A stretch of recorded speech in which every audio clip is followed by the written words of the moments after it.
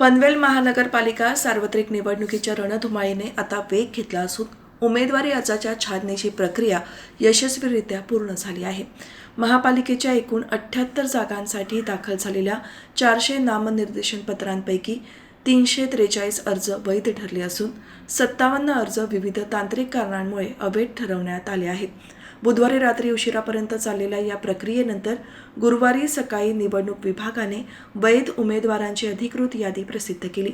सध्या अनेक प्रभागांमध्ये दुरंगी, तिरंगी आणि काही ठिकाणी बहुरंगी लढतीचे संकेत मिळत आहेत.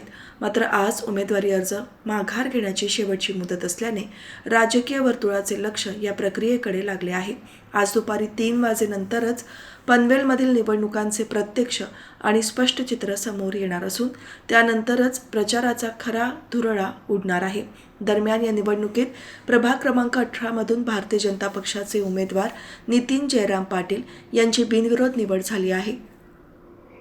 महाविकास आघाडीच्या उमेदवारांचा अर्ज बाद झाल्यामुळे नितीन पाटील यांचा विजयाचा मार्ग मोकळा झाला असून निवडणुकीपूर्वीच मिळालेल्या या यशामुळे भाजपच्या गोटात उत्साहाचे वातावरण आहे.